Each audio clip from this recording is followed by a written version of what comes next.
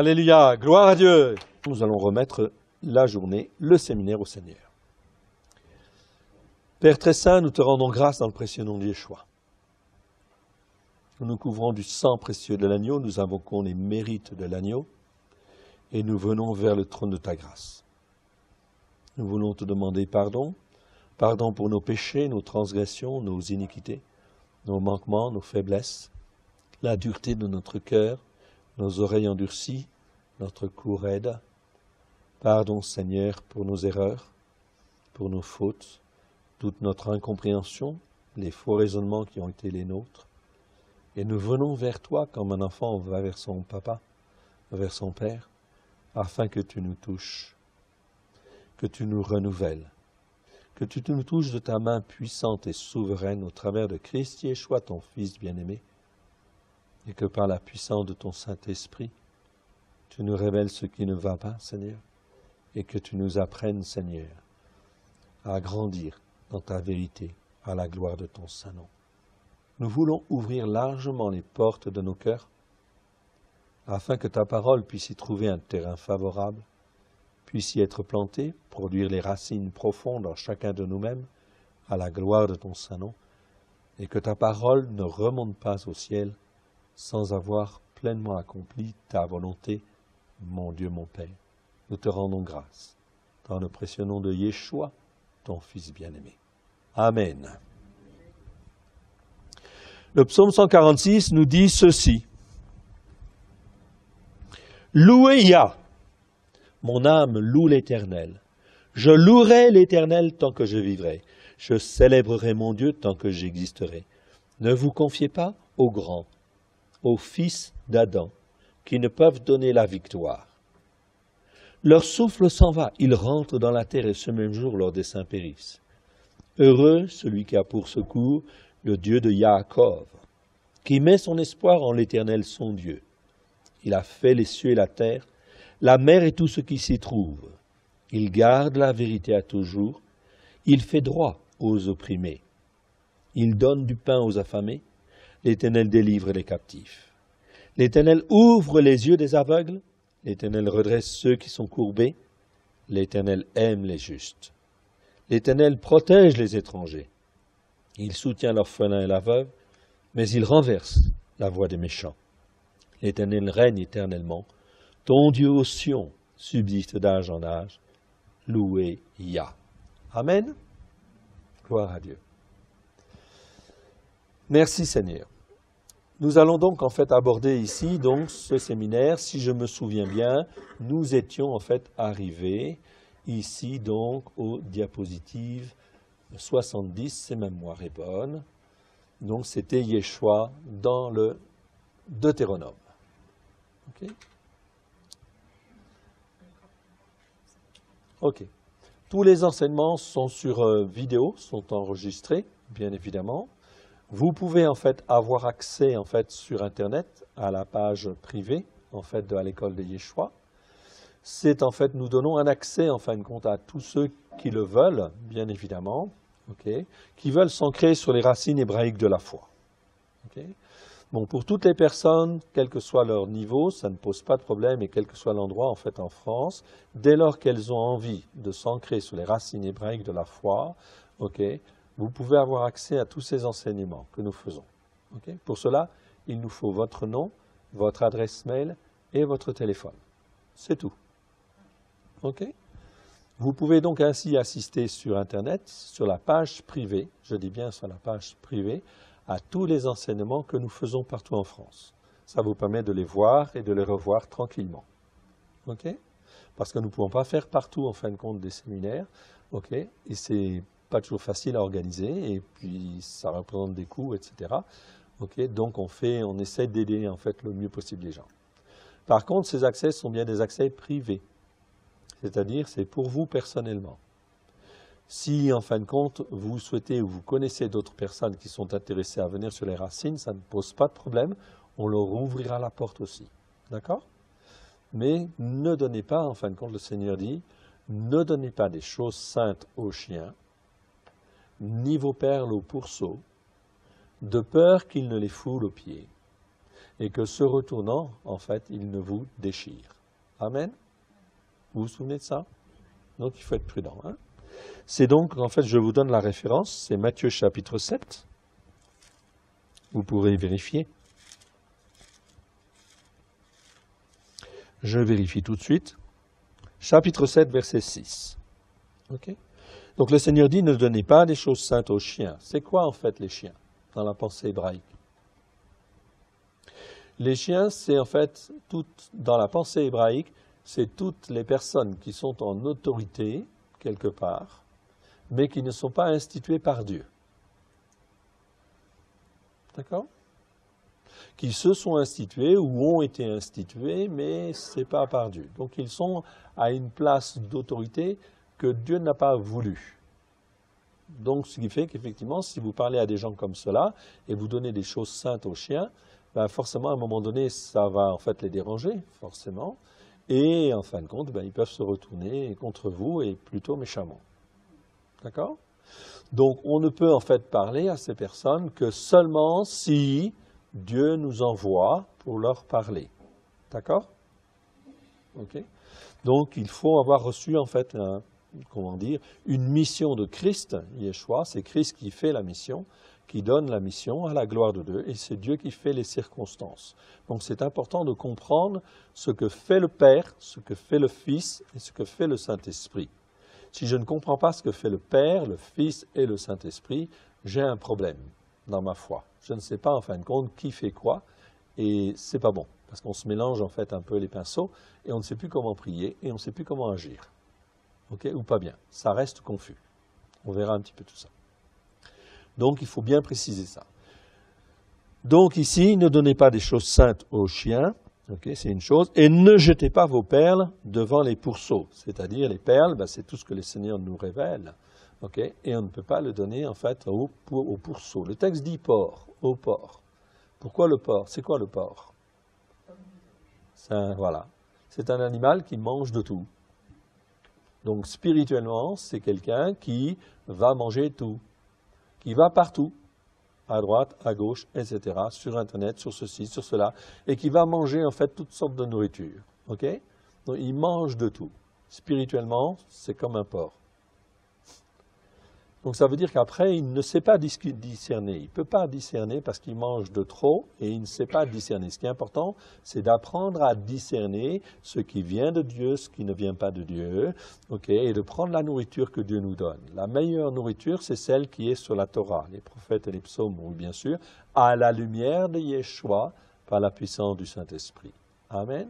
C'est pour ça que c'est important d'apprendre à évacuer tous les enseignements, toutes les choses qui ne sont pas en fait forcément très très bonnes. Ok? Et plus je creuse en fait dans mon alimentation, c'est pour ça qu'en fait il y a des aliments cachers et des aliments non cachers, c'est pour nous apprendre en fin de compte à discerner ce qui est bon, ce qui n'est pas bon pour notre corps, mais ça a une portée spirituelle aussi, c'est-à-dire ça m'oblige à apprendre, en fait, à discerner dans tout ce que j'entends. Est-ce que je vais garder tout ce que j'entends, okay, pour le mettre dans mon âme? Ou est-ce que je vais trier? Si j'apprends, en fait, à trier, c'est très bien, parce que je vais nourrir mon âme avec une nourriture spirituelle plus saine. Amen? Ça vous parle? Ok. C'est très important, hein? Ok? Donc, plus on avance, ok, plus c'est important d'être sur les racines hébraïques de la foi, ici, en fait, au milieu, okay, et non pas à droite, trop à droite, et non pas, en fait, à gauche. Est-ce que Dieu peut bénir abondamment, en fait, à droite, ou bénir abondamment, en fait, à gauche? La réponse est non, non, non. Psaume 19, verset 8. Il est écrit « Ta Torah est parfaite ». Okay? La Torah de Dieu est parfaite. Si la Torah de Dieu est parfaite, il rajoute en fait ici, le Saint-Esprit rajoute, elle restaure l'âme.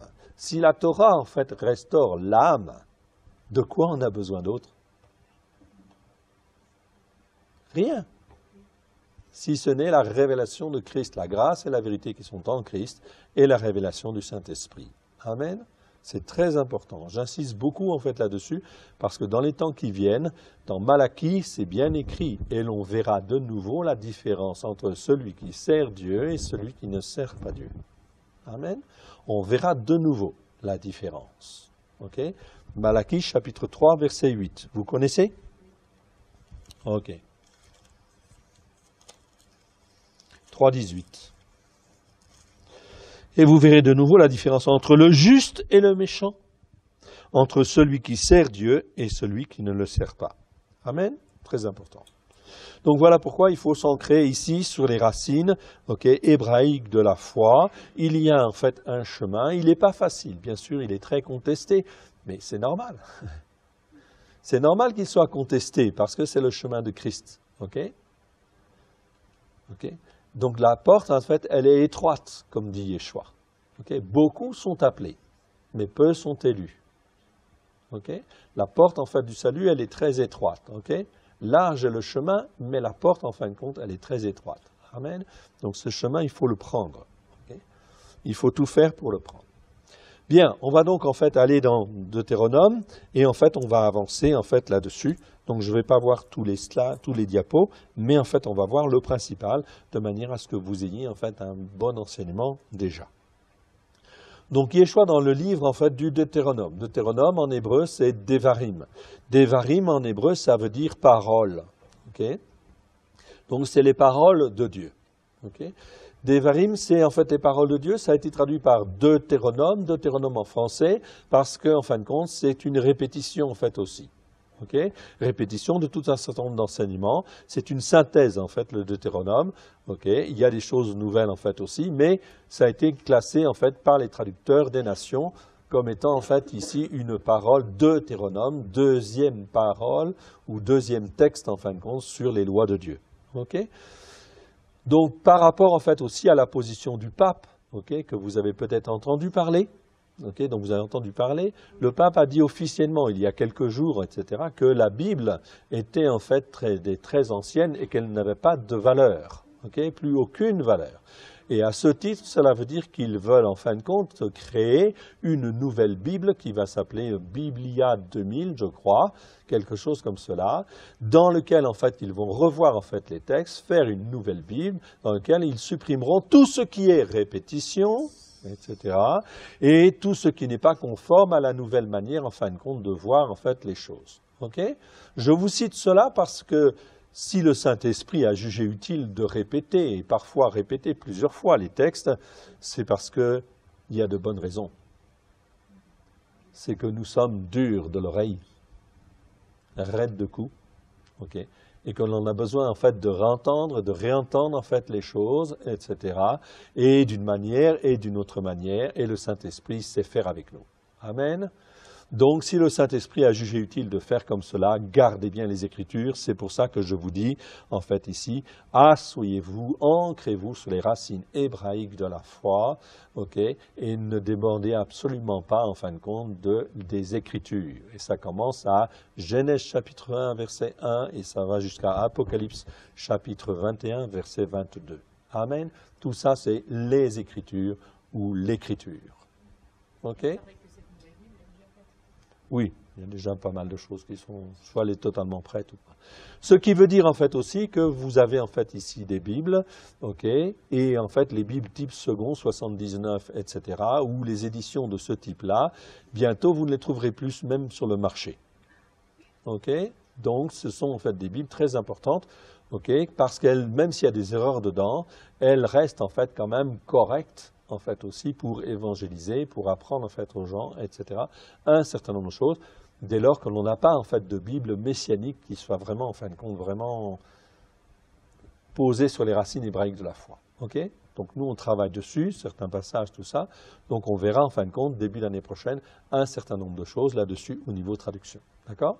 C'est pour ça que le texte reçu qu'on va voir déjà au mois de juin, on va déjà aborder un certain nombre de choses, on va déjà aborder 220 versets, et à la fin de l'année, vous aurez encore 200 autres versets sur lesquels on a corrigé en fait tout, donc ça on va les voir. Ça vous fera déjà en fin de compte 400-500 versets qui permettent de recaler en fait les choses, surtout que ce sont des versets relativement sensibles, qui font que là ça permet d'interpréter et de faire une théologie en fait de remplacement. Mais dès lors que je revois ces versets et que je suis ancré sur les racines hébraïques de la foi, je ne peux plus me laisser entraîner.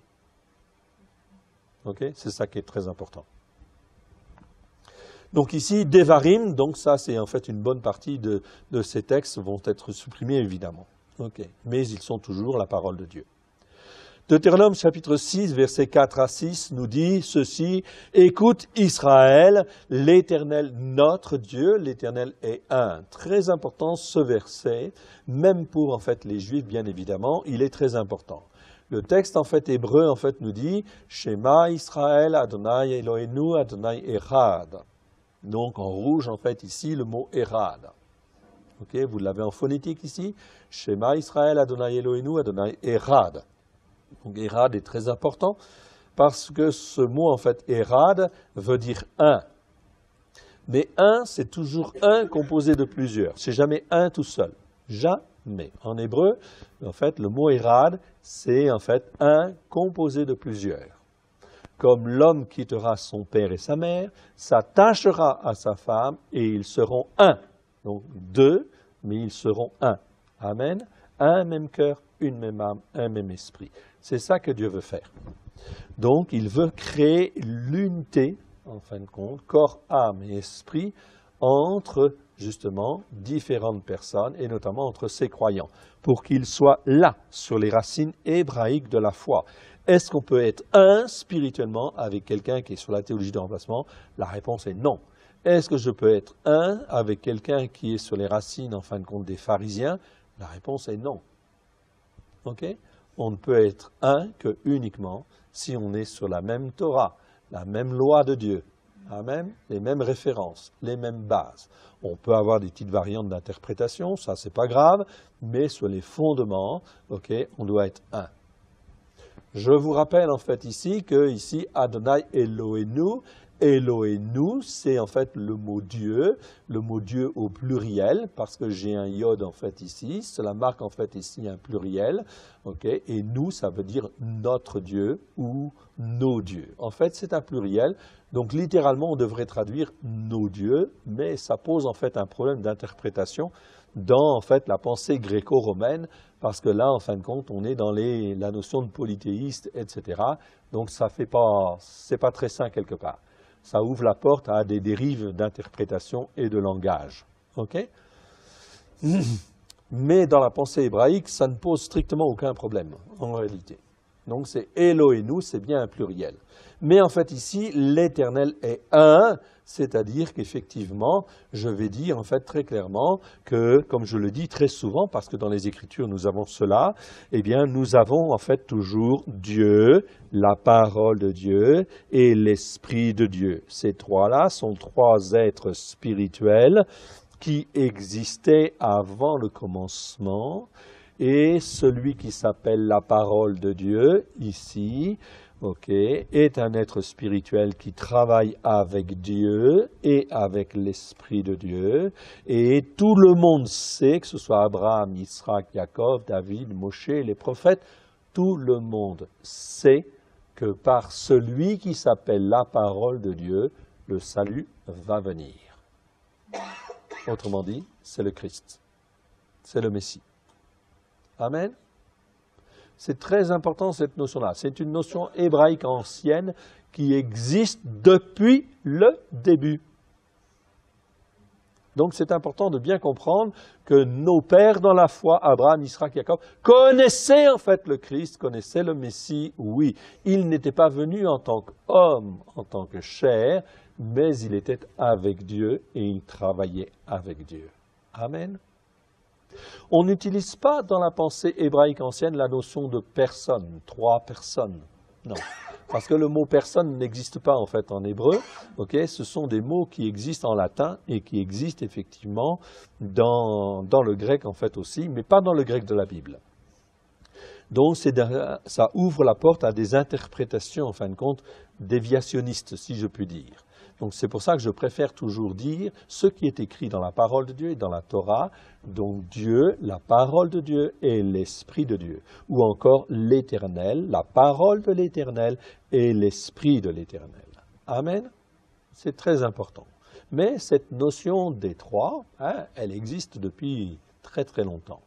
Elle était tellement dérangeante dans la pensée hébraïque ancienne que, en fin de compte, pour les Juifs, c'était extraordinaire parce que ça permettait de savoir, en fait, comment ils fonctionnaient, mais ça ne posait pas de problème aux croyants. Pas de problème aux Juifs croyants.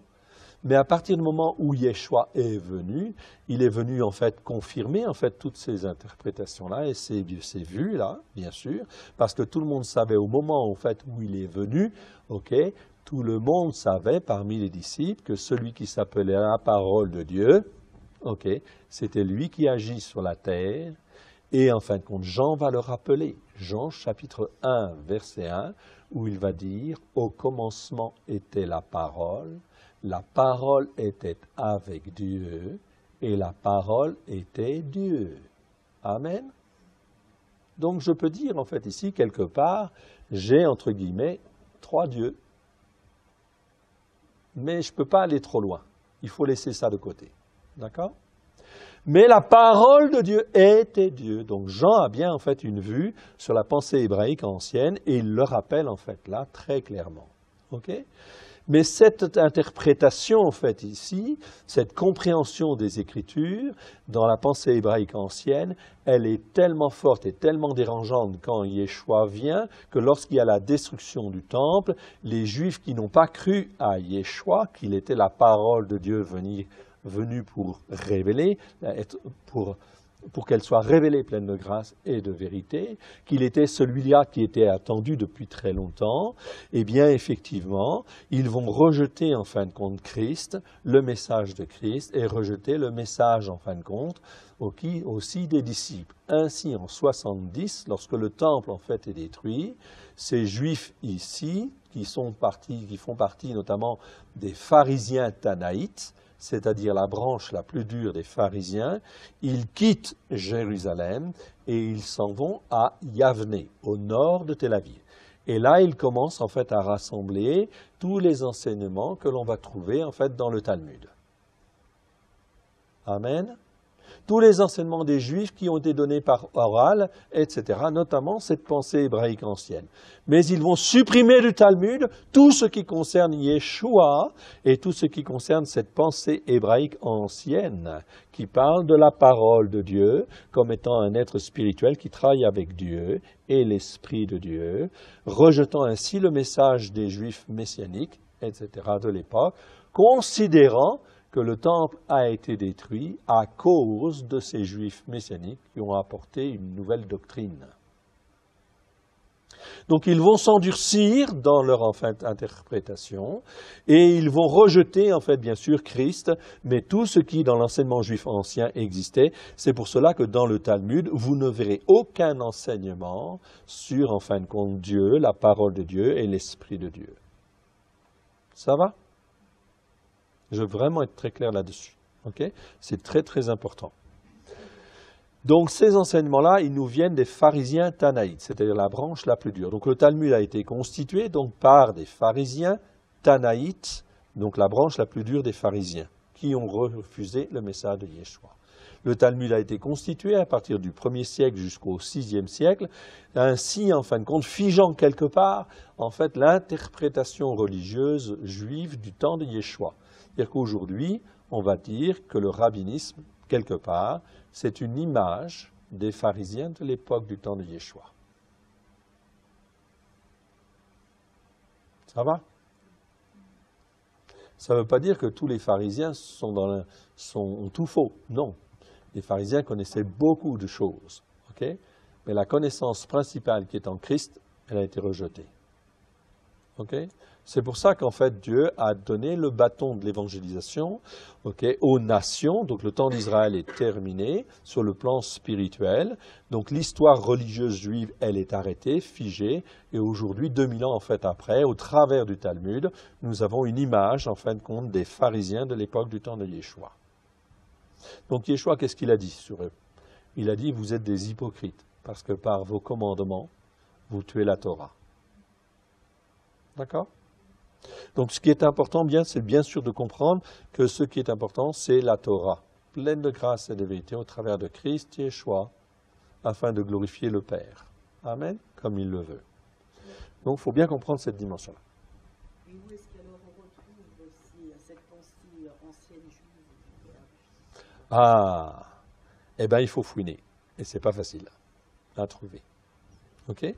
Vous avez des écrits en dehors, en fin de compte, du monde rabbinique, des rabbins qui se sont posés des questions, qui se sont dit, mais en fait, on est dans l'erreur quelque part, il y a des choses qui ne vont pas, et qui ont cherché, qui ont trouvé, etc. Donc, au fil des siècles, il y a des témoignages comme cela. Ce n'est pas, en fin de compte, dans le Talmud, c'est, en fin de compte, dans d'autres enseignements, de rabbins qui sont un peu, qui ont été un peu mis à part, marginalisés par, en fin de compte, la tradition juive et qui ont compris certaines choses. Pas tout, mais qui ont compris certaines choses. Okay. Donc on a effectivement des enseignements. Quand on cherche sur la Torah, les prophètes et les psaumes, on arrive à retrouver ces enseignements-là un petit peu à certains endroits. Okay. Donc c'est pour ça qu'on a des sources, en fait, nous aussi, qu'on a trouvées, donc on sait, en fait, de quoi on parle. Donc on a, en fait, des écrits comme cela qui sont très anciens. Il y a même des rabbins du Moyen-Âge qui avaient compris, effectivement, que, en fait, il y avait bien Dieu, la parole de Dieu et l'Esprit de Dieu. Ça, ils avaient compris. Mais ils ne pouvaient pas devenir chrétiens à cette époque-là. Pourquoi? À cause, justement, des chrétiens qui, en fait, donnaient le témoignage des croisades. Et donc, ce n'est pas, en fin de compte, un témoignage. Comment voulez-vous qu'ils se convertissent, en fait, à celui, en fin de compte, qui s'appelle la parole de Dieu? Et en fait, peut-être le message était-il bon, en fait, au départ, mais ça posait, en fait, un problème. C'est-à-dire que le christianisme, au départ, c'est un christianisme juif, essentiellement juif, exclusivement juif. Donc, la chrétienté, en fait, ici, en fait, on va dire de l'empereur romain Constantin, de Rome, n'est pas un témoignage, puisqu'en fin de compte, le Messie, pour les Juifs, en fait, ils savent très très bien, le Messie ne reniera jamais la Torah. Au contraire, il fait les fêtes de l'Éternel, etc. Donc à partir du moment où on change en fait les fêtes, on fait d'autres choses, d'autres pratiques qui ne sont pas conformes à la Torah, ça veut dire que le témoignage, il n'est pas complet. Il est faussé. C'est-à-dire qu'ils ne disent pas tous qu'il est dans l'erreur. Ils ne disent pas que le Christ, en fait, des nations, c'est une erreur complète à 100%. Non, les rabbins, en fait, vont le dire. Mais certains vont se poser des questions, dire, il y a quelque chose qui ne va pas avec le Christ des nations. Ils disent maintenant, nous voulons être enseignés sur le Christ juif, sur le message de Yeshua au 1er siècle. Amen. Pour cela, je vous renvoie au séminaire que nous avons fait sur les premiers témoins de Yeshua. Et là, Bible en main, verset en main, cela montre bien que le christianisme au 1er siècle était un christianisme juif, essentiellement juif, exclusivement juif.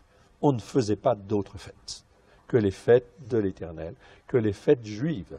C'est-à-dire tous les croyants des premiers siècles, qu'ils soient juifs ou non juifs, faisaient non seulement les fêtes de l'Éternel, mais faisaient aussi Hanouka, faisaient aussi Purim, etc.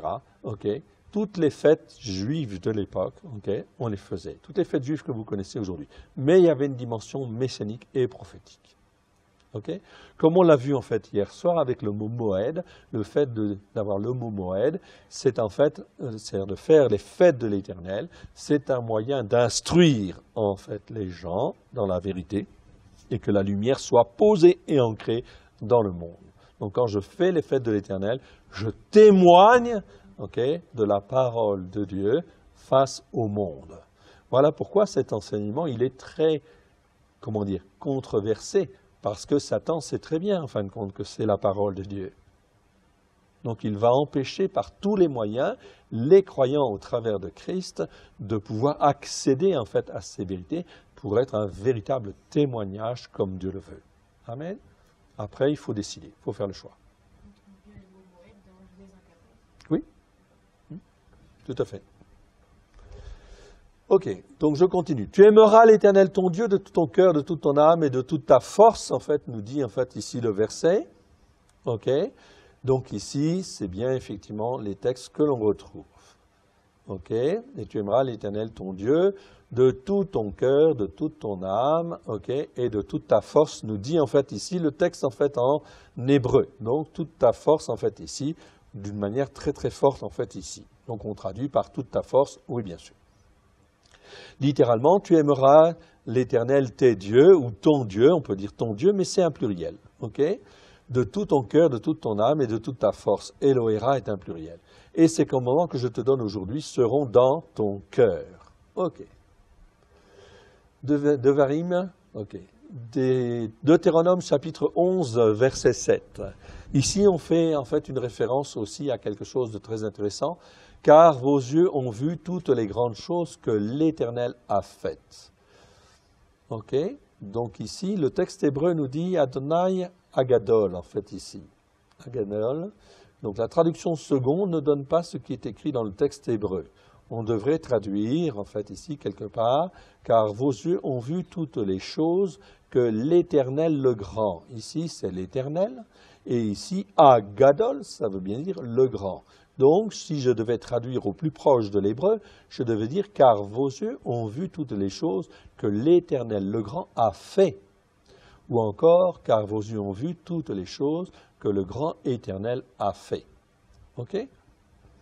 Alors, ce texte-là, en fait, nous pose problème, évidemment. Ok? Même dans la tradition juive, il pose problème. Il pose problème pourquoi? C'est-à-dire qu'il y a un grand Éternel. Et alors? Donc, s'il y a un grand Éternel, ça veut dire qui? C'est qui ce grand Éternel? C'est le Père. C'est Dieu le Père, oui.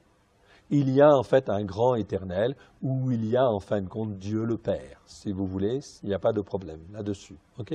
Qui est le maître de tout, toutes les circonstances, tout ce qui se fait sur la terre, dans nos cœurs et dans nos vies, c'est l'Éternel Dieu le Père, l'Éternel le Grand, si on veut, ok? Qui en fait fait ces choses-là. Amen. C'est important. Mais dans la pensée en fait gréco-romaine, ok, les gens pensent en fait aussi, même chez les Juifs, s'il y a l'Éternel le grand, ils se disent « Ah, il y a forcément l'Éternel le petit ». D'accord? Et là, on est dans la dérive.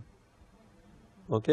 Parce que nos esprits sont effectivement formatés de telle manière que « Ah, s'il y a un grand, il y a forcément un petit ». Et alors, en fait, il y a eu des tas d'explications, en fin de compte aussi, de commentaires, etc., cherchant en fait à justifier un Éternel le petit. Mais la Bible, en fait, ne dit jamais ça. L'Éternel le petit, ça n'existe pas. Croyant dire, en fin de compte, que Christ, en fait, pouvait être éventuellement quelque part l'Éternel le petit. Non. Christ, c'est l'image du Père. D'accord ? Donc c'est pour ça que c'est important, il faut faire attention à la manière dont on raisonne et dont on comprend les choses et ne pas aller en fait trop loin parce que notre manière de penser peut nous amener en fin de compte à des dérives en fait d'interprétation. Ok, il faut coller en fait au texte, coller vraiment en fait à l'écriture. C'est pourquoi dans la pensée hébraïque ancienne, certains ont essayé de démontrer qu'il y avait aussi un petit éternel, mais en vain. Cette appellation n'a pas été retenue la plupart du temps. En effet, beaucoup reconnaissaient que celui qui était avec Dieu était un prince ou un porteur du salut de Dieu. Okay? Donc ça, c'est clair. Dans la pensée en fait hébraïque ancienne, okay, même dans la pensée juive du Moyen Âge, okay, lorsqu'ils ont essayé en fin de compte de démontrer qu'il y avait un petit éternel, c'est parce qu'ils sentaient dans leur cœur qu'il y avait à côté en fait de Dieu quelqu'un. Okay, qui était porteur du salut et qui était prince. Okay? C'est Christ, en réalité. Mais on ne peut pas donner l'appellation petit éternel. Donc je vous en parle simplement parce que dans la tradition juive, les gens savent en fin de compte ce genre de choses, et donc c'est normal que l'on sache, nous, afin de pouvoir savoir quoi dire, quoi répondre. Okay? L'Éternel le Grand. Le concept de la triunité existait donc bien déjà avant dans la pensée hébraïque. Je n'aime pas parler de Trinité, évidemment, parce que Trinité, c'est un terme qui n'existe pas dans la Bible, okay, ni dans les évangiles. Okay. C'est un terme qui a été inventé par l'empereur romain Constantin, en fait, ici, en parlant, en fait, de la Trinité, en fin de compte, avec Dieu le Père, Dieu le Fils, Dieu le Saint-Esprit. Enfin, le Père, le Fils et le Saint-Esprit, plutôt. Okay. Donc, à partir de là, ça a entraîné, en fin de compte, des déviations dans les interprétations. Parce qu'on a dit, en fait, ici, avec Constantin, qu'il y a le Père, le Fils et le Saint-Esprit. Et ils sont égaux. D'accord? Mais là, on tombe en fait dans des raisonnements qui deviennent faux. Parce qu'on va inventer des mots, notamment en fin de compte comme la consubstantialité. Oh là, c'est un mot compliqué, hein? Ça veut dire quoi? Ça veut dire qu'ils sont de même nature, quelque part. C'est-à-dire le Père, le Fils et le Saint-Esprit sont égaux et sont de même nature. Non, la Bible n'a jamais dit ça. Ils sont spirituels, on est d'accord, mais ils ne sont pas de même nature au sens que l'un est égal à l'autre en termes de décision, etc., ou des choses comme ça. c'est toujours Dieu le Père qui décide, qui est le maître des circonstances. Le Fils, il travaille avec le Père. Okay? Il a mandat sur toute chose, il a reçu tout pouvoir dans le ciel et sur la terre pour faire les choses. Et le Saint-Esprit est là, en fait, derrière. Okay? Donc, il faut faire attention à l'interprétation. C'est très subtil, hein? Okay? Mais il faut faire très attention à l'interprétation, en fin de compte, que l'on donne. Donc, je ne peux pas rester dans le concept de Constantin avec cette notion de trinité. Si je vais avec la notion de triunité, cette fois-ci, donc je dis, il y a 3 personnes, oh oui, bon, oui et non. Je préfère dire 3 êtres spirituels, mais chacun a sa fonction. Une fonction bien particulière. Okay? C'est pour ça qu'il ne faut pas, effectivement, amalgamer les deux. Le concept de la trinité fausse complètement tout, parce qu'en fait, après, ok, puisqu'ils sont égaux, je peux prier le Fils comme je peux prier le Père, etc., ou le Saint-Esprit même, à la limite, mais enfin, le problème se pose plutôt avec le Père et le Fils, et on dit, je vais prier le Fils. C'est pour ça que dans beaucoup d'églises, en fin de compte, on dit, quand on te dit qui il faut prier, le Père ou le Fils, ok, on te dit toujours le Fils. Donc tu pries le Fils. Ok. Donc ça entraîne en fait à des versets, bien qu'il y ait des versets qui disent le contraire. Yeshua dit, priez le Père en mon nom. Ok? Mais ça dépend pourquoi. Donc il faut apprendre en fin de compte, ce qui est important, c'est que ce concept de Trinité, il faut le laisser de côté pour comprendre en fait qui est le Père, qui est le Fils et qui est le Saint-Esprit. Qu'est-ce qu'ils font? Ça, c'est un apprentissage, ça vient petit à petit. Voilà pourquoi on regarde Yeshua dans le Tanakh, Yeshua dans la Torah, Yeshua dans les prophètes et Yeshua dans les psaumes, parce que ça nous permet de mieux comprendre qui est Yeshua, comment Yeshua était hier et comment, en fin de compte, il est aujourd'hui, il est le même. Okay? Donc, troisième être de cette Trinité était l'Esprit de Dieu qui planait en fait au-dessus des eaux, c'est-à-dire qui veille, qui surveille, etc., afin que s'accomplisse ce que le Père veut dans le nom de Christ, avec Christ et avec Christ. Autrement dit, dans la tête de ceux qui avaient un cœur pour vraiment chercher Dieu, il y avait au moins l'Éternel, la parole de l'Éternel et l'Esprit de l'Éternel, ou encore Dieu lui-même, la parole de Dieu et l'Esprit de Dieu. Ça, c'est conforme à l'Écriture. Ok? Alors que je les appelle 3 personnes, ok, ça dépend jusqu'où ça va. Mais le mot personne n'existe pas dans la Bible. Hein? On ne dit pas la personne de Dieu, la personne ici de la parole de Dieu. Non, il s'appelle la parole de Dieu ou la parole de l'Éternel. L'Esprit de l'Éternel, sa parole s'appelle la parole de l'Éternel. Mais ce sont des êtres, oui. Ils ont un cœur et ils ont une pensée. Ok? Mais ils sont un. Donc c'est difficile à comprendre dans nos raisonnements gréco-romains parce qu'on veut tout raisonner selon un certain modèle, alors qu'en fait en hébreu, bon, c'est comme ça. Eh bien on l'accepte. Il était clair que le deuxième être, la parole d'Éternel, était porteur du salut et de la réconciliation. Donc ça c'est clair. Pour tout le monde depuis le début. Mais cette connaissance n'est pas chez tous et a été volontairement annihilée, voire occultée par le judaïsme rabbinique tanaïte, dès le 1er siècle, évidemment. Ok. Ainsi, tous ceux qui venaient ou revenaient à l'Éternel, avec un cœur sincère, l'Éternel leur montrait le chemin depuis la venue de Yeshua Mashiach, qui est appelé le Christ. Donc, quand on dit est appelé Christ, ce n'est pas Christ, c'est en fin de compte dans les textes grecs anciens, c'est bien le Christ qui existait avant, qui était toujours là auprès des gens pour les façonner et les instruire, ok, et il vient maintenant en tant qu'homme sur la terre pour vraiment, en fin de compte, démontrer à tous que c'est bien lui qui a accompli les Écritures. Mais il est le Christ attendu par les croyants juifs de l'époque. En tant qu'homme, le plan du salut de l'Éternel pour les Juifs et pour les nations est découvert aux yeux de tous.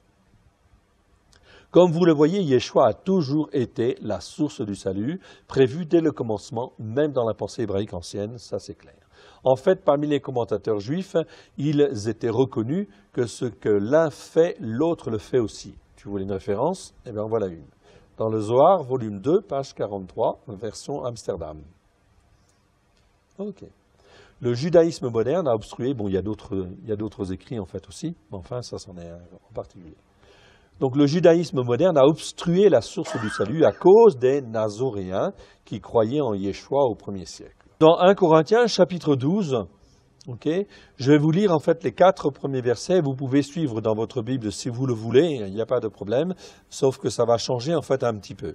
En ce qui concerne les dons spirituels, d'abord en fait ici, je ne vais pas m'étendre dessus, mais on ne parle pas du tout de dons spirituels. Okay? Il n'y a pas le mot don en fait spirituel dans le texte grec. Okay? On dit en fait ici en ce qui concerne le spirituel, c'est-à-dire le fait de s'attacher à Dieu et à Dieu seul. Okay? C'est très important. Je ne veux pas, frères, que vous soyez dans l'ignorance. Vous savez que lorsque vous étiez des nations, vous vous laissiez entraîner vers des idoles qui n'avaient pas en fait la parole, c'est-à-dire qui étaient muettes en fait, mais plutôt qui n'avaient pas la parole, selon que vous y étiez emmenés. C'est pourquoi je vous déclare que nul, s'il parle par l'Esprit de Dieu, ne dit « Yeshua est maudit ». Dans nos Bibles, est anathème, mais c'est maudit en fait en réalité, c'est-à-dire doit être rejeté, dévoué par interdit. Et que nul ne peut dire « Yeshua est le Seigneur » si ce n'est par le Saint-Esprit. Okay? Donc très important. Verset 4, il y a diversité de dons. On ne devrait pas traduire comme ça. Il y a répartition de grâces différentes, dont c'est charisma, mais ce sont des grâces que Dieu donne, okay, pour révéler les choses. Ici, en fin de compte, diversité de grâces ou répartition de grâces différentes, mais le même esprit. 1 Corinthiens 12, 1 à 4. Mais ici, en fin de compte, la diversité de la compréhension des choses ou de faire les choses, c'est le Saint-Esprit qui fait. Okay? Ensuite, nous avons en fait diversité de ministères. En fait, ici, je peux dire répartition plutôt. En fait, ici, non pas de ministère, c'est le mot diaconat. Donc, on a dit ministère parce que ça fait bien, mais en fait, c'est la notion de service. Ok? D'accord? C'est différent. Okay? Donc on reste dans l'humilité, mais ici, diversité en fait, ou répartition de services, okay? Par qui? Ici on te dit, okay, mais le même Seigneur. Okay? C'est-à-dire que c'est le Seigneur, Yeshua, qui nous envoie ici, qui nous envoie là, etc. Donc ce qui est important, c'est d'apprendre à obéir en fait à Yeshua, afin de comprendre dans son cœur et dans sa tête ce que Yeshua attend de nous. C'est Yeshua ici, c'est le Seigneur. Donc le premier verset nous parle du Saint-Esprit, le deuxième verset nous parle de Yeshua, okay, le Seigneur, et le troisième verset nous dit, en fait, il y a diversité d'opérations effectuées. Non, il y a répartition de différentes opérations parce que celui qui est en fait en contrôle de tout, c'est le Père.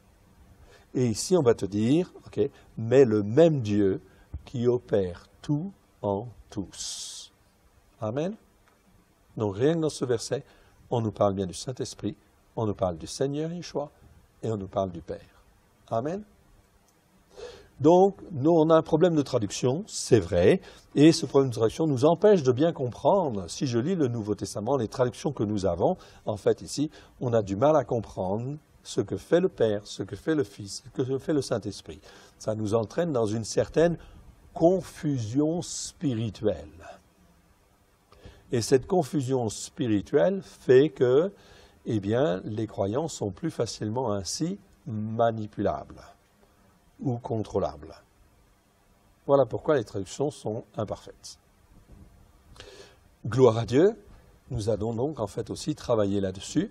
Et en fait, au travers des séminaires, le but, c'est vraiment, en fin de compte, d'apprendre à discerner ces choses-là, voir où sont les erreurs, de manière à recaler les choses. Ce que Dieu veut, c'est qu'on soit vraiment, en fin de compte, ici, ancré sur ses racines à lui, et que par, en fait, la puissance du Saint-Esprit, au travers de Christ qui fait les choses, okay, dans les circonstances que Dieu a prévues, etc., eh bien, ils travaillent tous les trois, ils sont un, etc., pour former, façonner les croyants qui le veulent, à la gloire de son Saint-Nom, et faire de chacun d'eux des hommes et des femmes debout, spirituellement parlant. Ça va? La notion de don, elle existe, mais elle n'est pas exprimée dans ces versets-là et dans ces passages-là de la manière dont on le comprend. Okay? Mais on verra ça à un prochain séminaire. Okay? C'est pour ça qu'en fin de compte, on nous amène à croire qu'il y a des dons et à rechercher des dons. D'accord? Et ce n'est pas ça que Dieu dit. Dieu ne dit pas de rechercher les dons, Dieu dit en fait de rechercher le spirituel, c'est-à-dire de rechercher à être attaché à lui et à rien qu'à lui au travers de Christ Jésus. C'est différent. Parce que quand je recherche les dons uniquement pour les dons, eh bien on se plante. Ok? Mais on verra tout ça. Voilà, tout à fait. C'est pour ça qu'en fait, il faut rentrer dans une pleine obéissance à Christ, okay, une pleine obéissance à Dieu, au travers de Christ, et être placé là où il veut. Parce que si je ne suis pas là où il veut, comment voulez-vous que Dieu en fait fasse comprendre en fait les circonstances en fait où il veut nous conduire, etc. Si je suis ici dans des théologies en fin de compte erronées, faussées, etc. Ou que je suis en fait ici dans une religion, etc. qui en fait ne me parle pas de Christ comme il faut, etc. Non, il faut que je dise, je te demande pardon Seigneur. J'étais à droite, trop à gauche, etc. Mais moi je veux être sur tes racines à toi. Amen. Que ce soit toi qui me transforme, qui me façonne par la puissance du Saint-Esprit. Est-ce que le Saint-Esprit est capable de former? La réponse est oui. Il prend de ce qui est à Yeshua, il le met dans nos cœurs, afin que l'on devienne des hommes et des femmes matures, plus élevés, qui ne se laissent pas entraîner, en fait, par tout vent de doctrine, etc. C'est bien ça que disent les Écritures, oui? Ok? Ah, on verra ça à un séminaire. Ça peut prendre tout un séminaire. Je ne peux pas répondre à la question comme ça. Ok? C'est rester attaché à Dieu. C'est chercher à être attaché à Dieu. Comment? Il faut venir à un séminaire. On est dessus. Vous pouvez venir à Nantes, hein, tous les mardis. 16h30. On est en plein dedans en ce moment. Ok? C'est extrêmement intéressant, c'est bouleversant. Ah, tout à fait. Voilà, donc je stocke mon document et puis je reviens sur mon séminaire.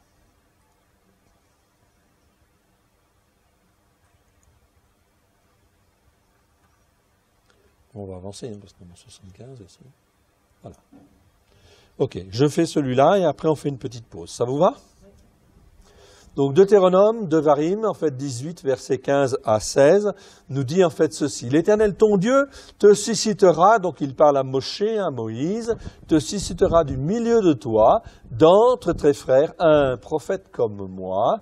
Ok, vous l'écouterez donc. En fait, Moïse parle au peuple d'Israël et lui dit l'Éternel ton Dieu, ok, te suscitera du milieu de toi, d'entre tes frères, un prophète comme moi. Vous l'écouterez. Il répondra ainsi à la demande que tu fis à l'Éternel, ton Dieu, à Horeb, le jour de l'assemblée, quand tu disais que je n'entende plus la voix de l'Éternel, mon Dieu, et que je ne vois plus ce grand feu afin de ne pas mourir. C'est impressionnant la présence de Dieu, hein? Okay, très impressionnant. Donc on peut effectivement s'approcher en fin de compte de Dieu au travers de Christ, on comprend très bien. Il est le chemin, la vérité et la vie, nul ne vient au Père que par lui. Ok. C'est exactement ce passage-là qui est écrit en fait ici. Pétros, Pierre, rappelle les promesses faites à Moshe. Repentez-vous donc et convertissez-vous pour que vos péchés soient effacés. Afin que des temps de rafraîchissement viennent de la part de l'Éternel et qu'il envoie celui qui vous a été destiné, Christ Yeshua. Donc, Pierre parle bien en fait ici de l'Éternel, des temps de rafraîchissement qui viennent de la part de l'Éternel et qu'il envoie celui qui vous a été destiné, Christ Yeshua. Comment? Oui. Mais il n'était pas venu en tant qu'homme. C'est-à-dire qu'il y a toute une révélation qui n'était pas encore forcément là. D'accord? Mais, en fait, il existait. Pour ceux qui étaient vraiment croyants, okay, ça ne posait pas de problème, en fin de compte, parce que leur foi était bien accrochée. Mais il fallait, en fin de compte, que cette révélation puisse s'étendre, en fait, au maximum de personnes. Parce qu'ils n'avaient pas ils n'étaient pas, comment dire, dans l'attente, dans la tête, dans la tête et dans le cœur, ils n'étaient pas dans l'attente du Christ, en fait, qui révèle toutes choses. Ok?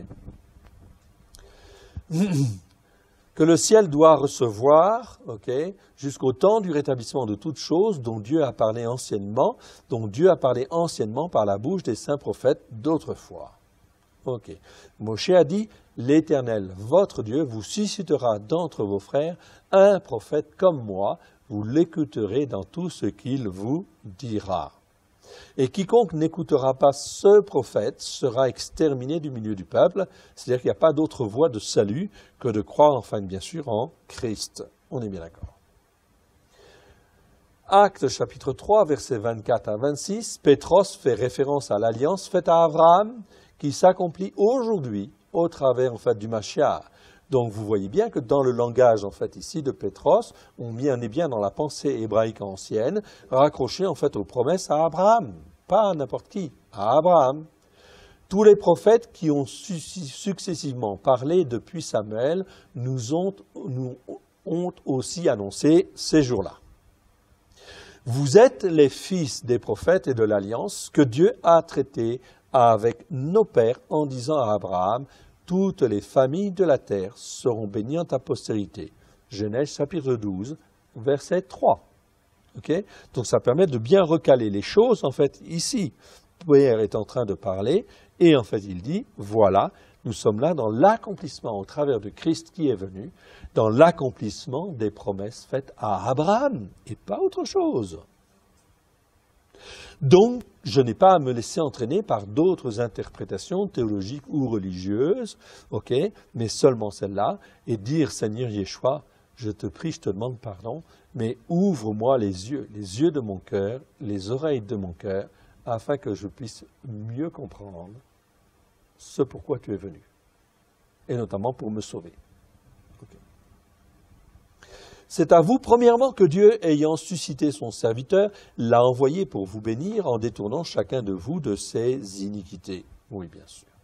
Ok. Je continue avec Actes, chapitre 7, versets 35 à 37. Même chose avec Étienne. Il va parler du même langage. Étienne rappelle les mêmes choses. Il rappelle aussi que Moshe était qui avec qui? Avec l'ange qu'il avait vu au mont Sinaï. Quel est cet ange? Yeshua. Donc Étienne le rappelle en fait ici.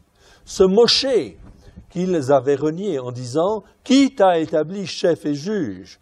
C'est lui que Dieu envoya comme chef et comme libérateur avec l'aide de l'ange qui lui était apparu dans le buisson. Donc on te confirme en fait ici qu'il y a bien en fait un ange que Dieu a envoyé au travers en fait du buisson ardent. Il lui est apparu là. Ange, en fait c'est malar, hein, ok. Donc ça peut être traduit par envoyé. On traduit nous par ange, mais bon, ok. C'est pas forcément en fin de compte ça, hein. C'est en fait l'ange ou l'envoyé. Hein. Avec l'aide de l'ange qui lui était apparu dans le buisson. Donc je vois bien que Dieu travaille avec un ange ou un envoyé particulier en fait ici. C'est lui. Qui ça? Yeshua. C'est lui qui les fit sortir d'Égypte. Okay? Donc on voit bien que dans la pensée de Étienne, la pensée en fait de Pétros, la pensée de Paul, etc., ça ne pose aucun problème. Les enfants d'Israël sont sortis de l'Égypte avec en fait en suivant un rocher qui les suivait, et ce rocher était Yeshua, était Christ. C'est écrit dans Corinthiens. Mais souvent ce passage en fait on le lit trop vite, hein? On ne comprend pas. C'est lui qui les fit sortir d'Égypte. On te confirme en fait ici dans les actes okay, que Yeshua était là. C'est lui qui les fit sortir d'Égypte en opérant des prodiges et des miracles au pays d'Égypte, au sein de la mer Rouge, au désert pendant 40 ans. Dieu fait les circonstances, mais qui fait les choses sur la terre avec les hommes? Yeshua, qui a reçu tout pouvoir. Ok? Il était là. C'est lui, c'est qui, en fait? C'est ce Moshe qui dit aux enfants, aux fils d'Israël, Dieu vous suscitera d'entre vos frères un prophète comme moi. Ok? Et c'est bien sûr le Mashiach lui-même, c'est Christ en fait lui-même. Voir à la suite, en fait, ici, 1 Corinthiens 10, versets 1 à 6, et Hébreux 11, 23 à 28, et on va terminer avec ces passages. Ok? Donc 1 Corinthiens chapitre 10 verset 1 à 6, je l'ai souvent cité mais c'est important de le rappeler, de bien le marteler, etc. pour que ça rentre en fait dans la tête et que ça rentre en fait dans le cœur, etc. et dans nos entrailles. Ici c'est bien écrit, frères, Paul écrit aux Corinthiens, donc à des gens des nations. Frères, je ne veux pas que vous ignoriez que nos pères ont tous été sous la nuée. La nuée, c'est l'esprit. Qui nous ont tous passés au travers de la mer, c'est le baptême. C'est l'eau, c'est le baptême. Qu'ils ont tous été baptisés en Moshe dans la nuée et dans la mer, en fait, ici. Qu'ils ont tous mangé le même aliment spirituel. Donc très important, aliment, c'est ce que je mange, c'est ce qui me permet de pouvoir grandir et comprendre, en fait, les choses. Spirituel, ici, très important ce mot. On le reverra en fin de compte dans le détail. C'est élément, en fin de compte, aliment qui vient de Dieu. Spirituel, ça ne veut pas dire intellectuellement élevé. Comme on dit des fois, ah, cette blague, elle est très spirituelle. Ça, c'est dans le français. Mais là, on ne parle pas du tout de ça. Le mot spirituel, en fait, ici, dans la Brit Halacha, c'est principalement, dans 25 cas sur 26 cas, 26 versets, 26 mots, 26 fois où le mot existe, c'est systématiquement être accroché ou attaché à Dieu.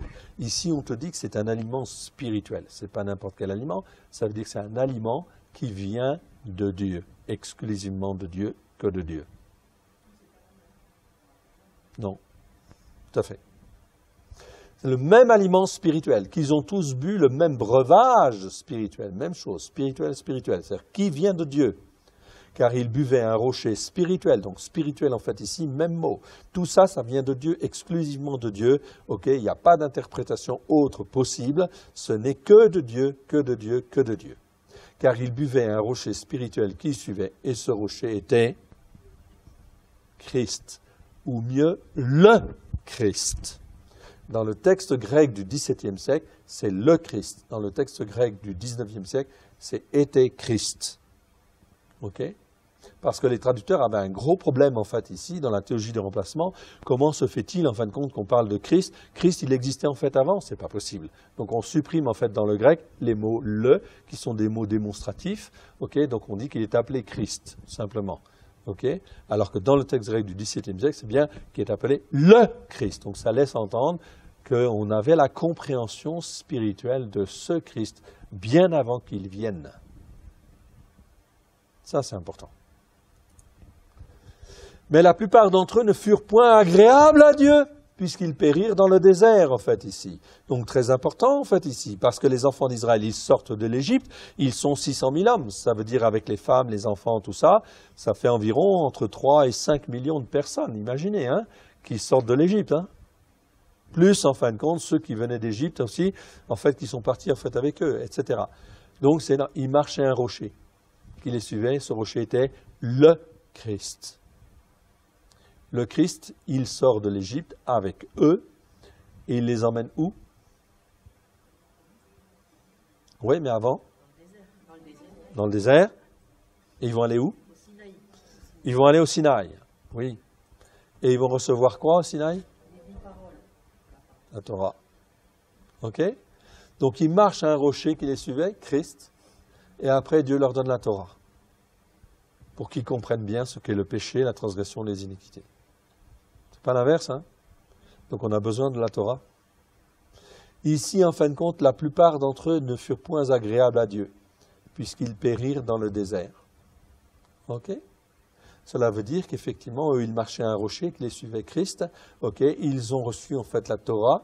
Ils avaient tout pour rentrer en fait dans le pays de la promesse, etc. Est-ce qu'ils y sont rentrés? Non. Qui est rentré? Josué, Caleb, Moshe et Aaron, ils sont morts juste avant. Toute la génération qui est sortie d'Égypte, elle est morte dans le désert. Pourquoi? Parce qu'ils n'ont pas écouté, ils n'ont pas obéi. Un rocher qui les suivait, Christ. C'est très important, parce qu'on se pose des questions, en fait, aujourd'hui. Quand on regarde le monde spirituel, etc. Où on te dit, en fait, ici, la Torah, c'est pas intéressant, etc. Ça, c'est l'Ancien Testament, ça appartient, en fait, aux Juifs, etc. C'est pas pour les chrétiens. Dieu n'a jamais dit ça, Okay. Donc ça veut dire, est-ce qu'ils vont aller dans le pays de la promesse que Dieu a prévu pour eux? Donc on peut se poser des questions. Voilà pourquoi maintenant il est temps, il faut s'ancrer profondément en fait ici, afin d'être un témoin en fin de compte de Christ à la lumière de Dieu, à la lumière de Dieu, à la gloire de Dieu. Amen. Okay? Afin de montrer à tous ceux qui sont dans l'erreur, en fait dans les erreurs d'interprétation, etc., le chemin en fin de compte c'est là, c'est sur les racines. Ok? Et c'est pas ailleurs.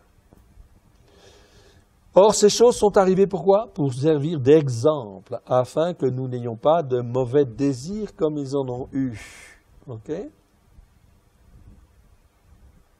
Hébreux, va reprendre la même chose. Hébreux chapitre 11, versets 23-29. C'est par la foi que Moshe à sa naissance fut caché pendant 3 mois, à part ses parents, parce qu'ils virent que l'enfant était beau et qu'ils ne craignirent pas l'ordre du roi. C'est par la foi que Moshe, devenu grand, refusa d'être appelé fils de la fille de Pharaon. Il préféra être maltraité avec le peuple de Dieu que d'avoir pour un temps la jouissance du péché. Et verset 26, regardez, il regarda l'opprobre du Christ comme une richesse plus grande que les trésors de l'Égypte, car il avait les yeux fixés sur la rémunération. Vous vous rendez compte? Moïse, qui sort de l'Égypte, il a en fin de compte la révélation de Christ, il voit l'opprobre de Christ, et il voit en fait la rémunération qui est attachée en fait à ça. C'est extraordinaire, hein? Ok? Donc on est loin des interprétations en fin de compte bibliques, ou même dans les films que l'on voit, etc., où on ne voit pas que en fait, Moïse, il marche en fin de compte et il a la révélation de Christ. Non. Et jamais en fait on va te dire en fait ici, sur la théologie du remplacement, surtout pas, puisqu'on supprime les racines juives de la foi, les racines hébraïques, jamais en fait on va te dire que Moïse, il marchait en fait en voyant l'opprobre de Christ. Parce qu'il reçoit la Torah après. C'est-à-dire que ça remet en cause complètement tous les fondements qui sont ici. Amen. C'est énorme, hein? C'est énorme. Mais l'écriture est là. Je vous cite en fait ici Hébreux. Okay? Je vous ai cité Corinthiens. Okay? Ces passages-là, on les a lus. On les a tous lus. Okay? Mais on les a lus sans voir. Parce qu'on n'avait pas les yeux pour voir. Ok? Maintenant, le Seigneur, dans sa bonté, sa grâce, il voit que nous cherchons et en fait, il nous ouvre en fait les yeux sur des passages qui sont des passages clés et qui nous permettent bien de comprendre en fait ici des choses importantes. Il regarda l'opprobre du Christ comme une richesse plus grande que les trésors d'Égypte, car il avait les yeux fixés sur la rémunération. Donc, il n'avait pas touché en fait encore à la récompense. C'est par la foi qu'il quitta l'Égypte sans être effrayé de la colère du roi, car il se montra ferme comme voyant celui qui est invisible. Amen. Donc il voyait Christ. Pourtant, il n'était pas venu en tant qu'homme encore. Donc c'était une révélation spirituelle. Par qui? La parole, celui qui s'appelle la parole de l'Éternel, et en fait également le Saint-Esprit, bien sûr, qui lui révèle tout cela qui va venir. C'est par la foi qu'il immola la Pâque et qu'il fit l'aspersion du sang afin que l'exterminateur ne touche pas au premier-né en fait des Israélites, oui bien sûr. C'est par la foi qu'ils traversèrent la mer Rouge comme un lieu sec, tandis que les Égyptiens qui tentèrent de passer furent engloutis. Amen. Gloire à l'Éternel. Donc, on continue dans Deutéronome, chapitre 18, versets 18 à 19, où il est dit en fait ceci. Donc, je leur susciterai du milieu de leurs frères un prophète comme toi, je mettrai mes paroles dans sa bouche.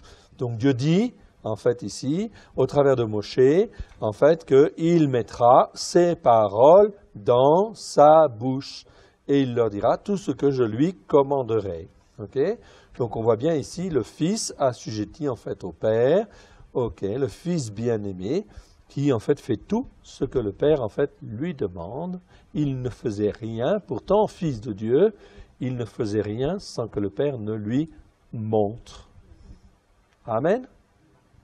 Si le Fils faisait ça, ça veut dire que nous aussi nous devons faire la même chose et ne pas faire avant que Dieu nous montre. Donc ce n'est pas parce que je reçois quelque chose que je dois faire. Je dois attendre en fin de compte ce que Dieu veut me révéler en fait avec. Amen. Comment faire, etc. Dieu fournit toujours. Donc quand dans le cœur j'ai la certitude que c'est ça que je dois faire, je le fais. Ok? Mais je ne fais pas avant. Ok, davar, c'est parole. En hébreu, c'est le mot davar. Et si un homme n'écoute pas mes paroles qu'il dira en mon nom, c'est moi qui lui en demanderai compte. Ok? Donc on voit bien le Père et le Fils en fait ici. Ok?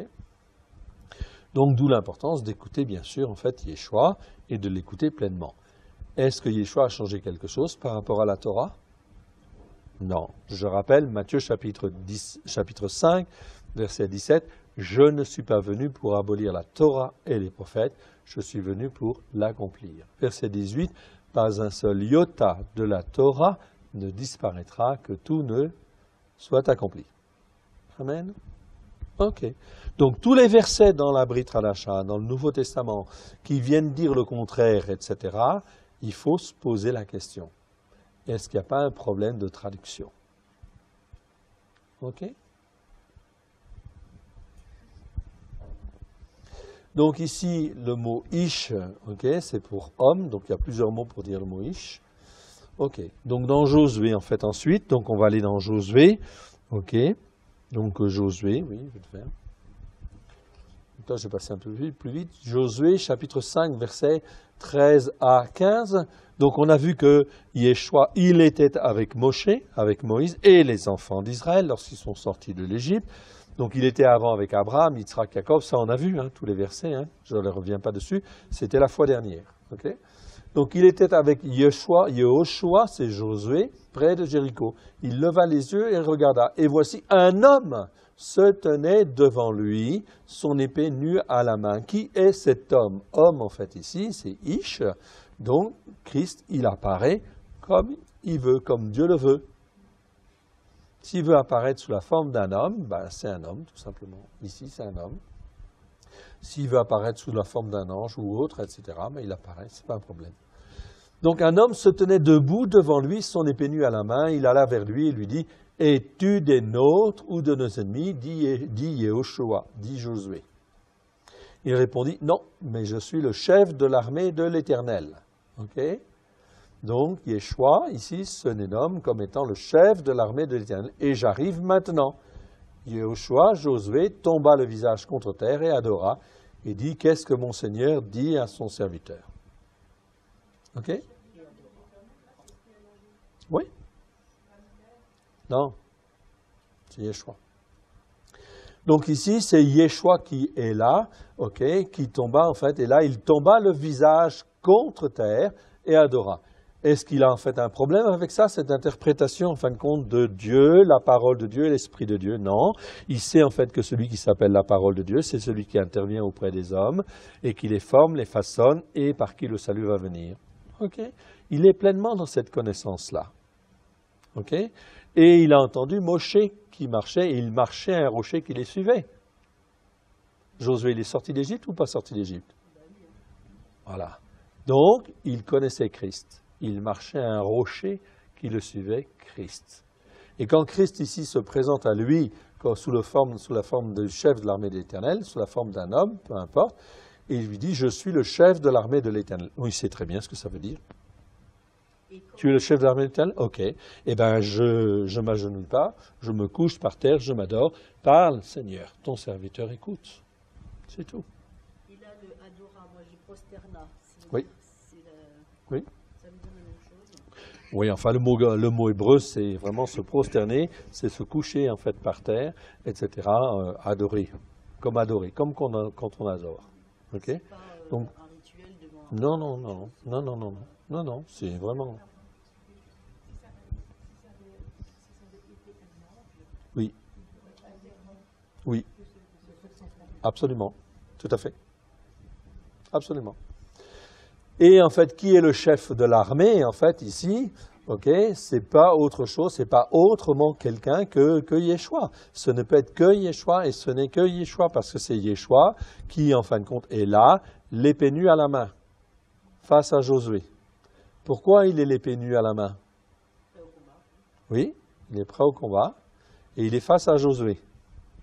Normalement, s'il est prêt au combat, il devrait être comme ça. Non, il est là. C'est-à-dire, en fait, il est devant Josué en lui disant, est-ce que tu es d'accord? L'épée, en fait, c'est la parole de Dieu. Ok, elle est prête, elle est sortie. Est-ce que tu es d'accord pour que je combatte pour toi? Donc, il attend la réponse, en fait, de Josué. Ok? Donc, Josué, en fin de compte, ici, ok, accepte et lui dit, en fait, parle. Qu'est-ce que mon Seigneur dit à mon serviteur? Ok, donc c'est Yeshua qui est le Seigneur qui fait rentrer dans le pays de la promesse, etc., et qui va combattre. Combien de fois on reçoit en fait des choses, etc., une information, une parole de Dieu, et on part en fait au combat? Non, c'est Christ qui doit être devant. Toujours Christ. D'accord? Parce que Christ, lui, il voit tout, il sait tout. Okay, il est en relation avec le Père, etc. Donc nous sommes que des serviteurs, en fin de compte, de Christ. Normalement, en fait, en grec, on dit des doulos. Des doulos, c'est-à-dire des esclaves de Christ. D'accord? Un esclave, il ne décide pas. Hein? Quand on est sur le champ de bataille, en fait, un esclave, il ne discute pas. Hein? Nous n'avons pas à discuter, et nous n'avons pas, en fin de compte, à faire quoi que ce soit, même en fin de compte, d'établir un plan, okay, pour répondre en fait au plan de Dieu. Dieu t'a dit, tu vas entourer en fait Nantes, etc. Ok, eh bien laisse Dieu faire. Laisse Dieu faire. Si toi tu commences en fait à faire, ça va poser un problème. Tu prends la place de Dieu. Ça, c'est l'orgueil de l'homme. Ok?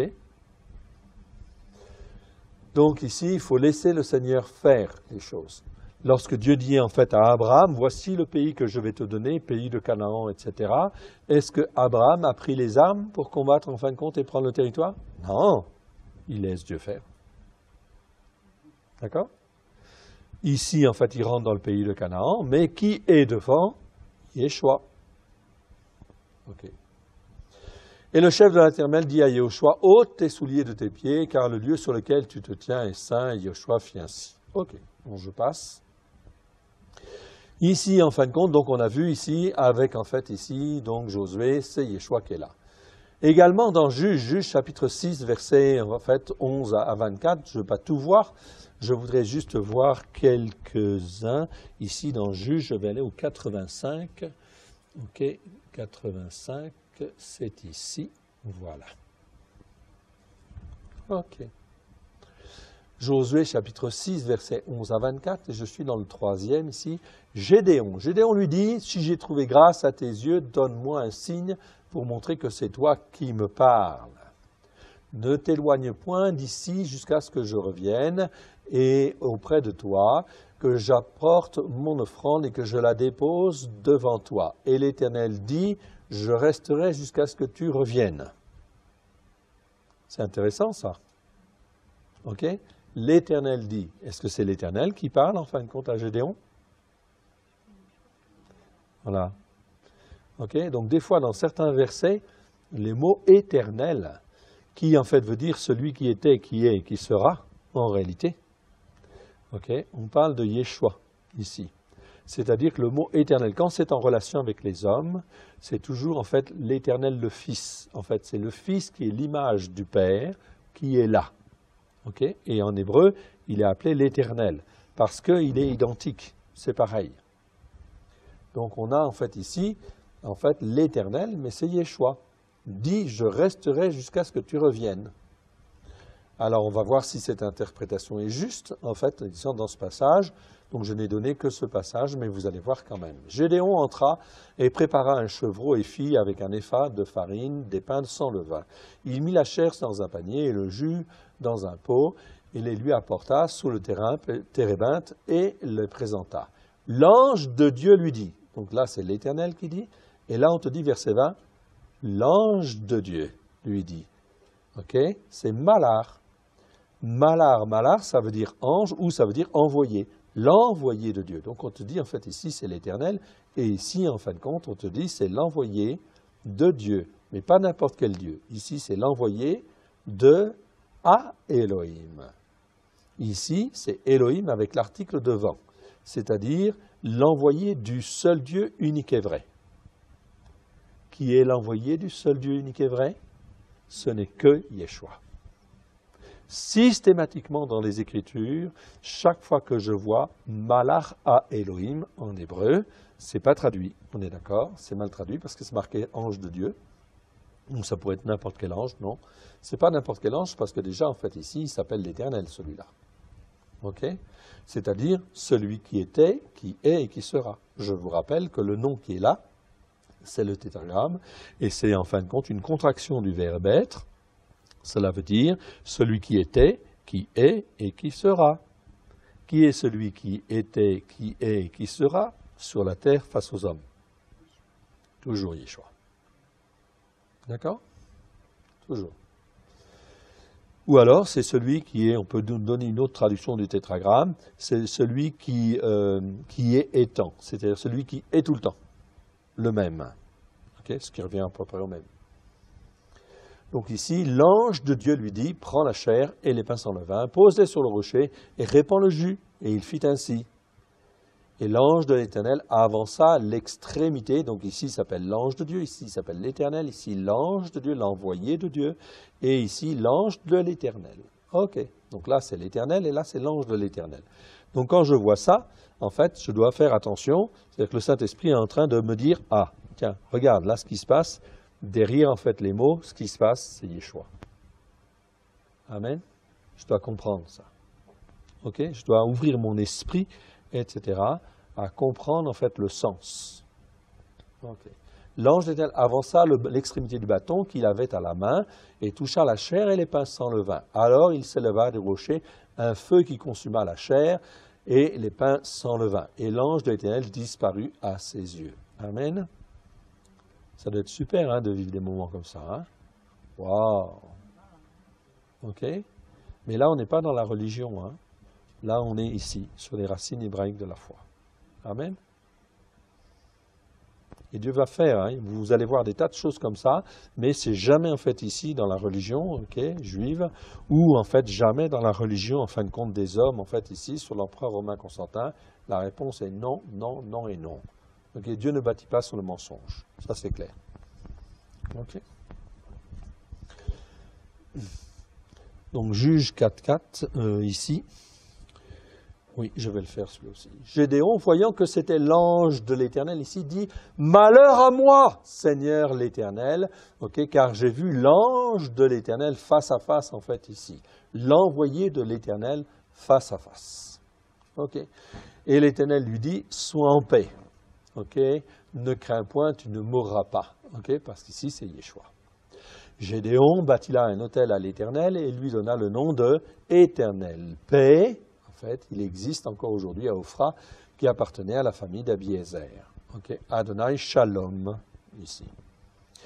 Nous voyons dans ce même passage apparaître devant Gédéon, donc en fait ici, selon les versets, là il s'appelle l'ange de l'Éternel lui-même, dans Juge en fait ici, ces versets-là. Il s'appelle Malach Ha Elohim, l'ange du seul Dieu unique et vrai, ici dans le verset 20, etc. Et Gédéon reconnaît en fait ici que l'ange de l'Éternel, c'est Dieu lui-même, c'est-à-dire en fait Yeshua. Mais Dieu lui-même sur la terre, c'est Yeshua.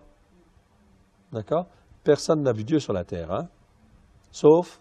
Alors, quand Abraham a vu les 3 personnes. Oui. Oui, il a vu, mais peut-être il a vu 3 hommes, mais il n'a pas vu la face. C'est une représentation, c'est tout. Ok. On ne peut pas voir Dieu hein, face à face, c'est pas possible. Ouais, il n'y a que Moïse qui a vu. Ok, Juge. Ok, donc Juge ici, dans la femme, en fait, la femme de Manoar. C'est pareil. Donc on voit que l'envoyé de Ha Elohim, ici, on parle bien de l'ange de Ha Elohim, l'ange du seul Dieu unique et vrai, en fait, ici. Ok, donc même chose. L'ange de l'Éternel, en fait, ici, a apparu à la femme et lui dit, voici, tu es stérile. Ok, la femme de Manoar, donc elle va avoir Samson. Ok. Et en fait, qui va lui annoncer qu'elle va être enceinte, c'est l'envoyé de l'Éternel ici, apparu à la femme et lui dit, voici tu es stérile et tu n'as point d'enfant, tu deviendras enceinte et tu enfanteras un fils. Ok? Malach Adonai en fait ici. Ok, on est d'accord. Donc j'ai bien Malach Adonai ici. Maintenant, prends bien garde, ne bois ni vin ni liqueur forte et ne mange rien d'impur. Ok. Donc il lui parle, ok, ça lui pose pas de problème, elle écoute. Ok, et elle fait. D'accord? Elle comprend. Bon, je vais m'arrêter en fait là. Ok. Et elle dit en fait ici, car tu vas devenir enceinte et tu enfanteras un fils, le rasoir ne passera point sur sa tête, parce que cet enfant sera consacré à Dieu dès le ventre de sa mère, et ce sera lui qui commencera à délivrer Israël de la main des Philistins. Okay? Donc ici, j'ai Ki Nézir Elohim, que l'on traduit par parce que cet enfant sera consacré à Dieu. Bon, il n'y a pas le mot enfant ici dans celui-là, il est dans un autre verset un peu plus loin. Donc ici, ça veut dire qui, en fait, car il est consacré à l'Éternel. Nézir. Le mot Nézir en hébreu, ok, N-Z-R, c'est la même racine que nazoréen. Il n'y a que les voyelles qui changent. D'accord? C'est être consacré à part pour Dieu. Ok? C'est comme, en fin de compte, Yosef, le fils de Jacob, il est dit à la fin de la bénédiction, il est le prince de ses frères. Non, ça c'est une mauvaise traduction. Ok? Un élève qui rend une copie comme ça, on dirait 3 sur 20. On ne doit pas traduire le prince de ses frères. Il est le consacré parmi ses frères. Nézir. D'accord? Parce que Joseph, il était à part de ses frères, et il était vraiment parmi ses frères, le consacré, si je puis dire, parmi ses frères. Oui, pas le prince. Donc là, on nous cache encore dans la traduction le fait d'être consacré en fait à Dieu. Okay? Donc quand je suis à Dieu, j'appartiens à Dieu, je suis consacré à Dieu, je ne prends que sa parole pleine de grâce et de vérité au travers de Christ Yeshua par la puissance du Saint-Esprit. Amen. Que Dieu vous bénisse et je vous souhaite un bon appétit parce qu'il faut que je m'arrête.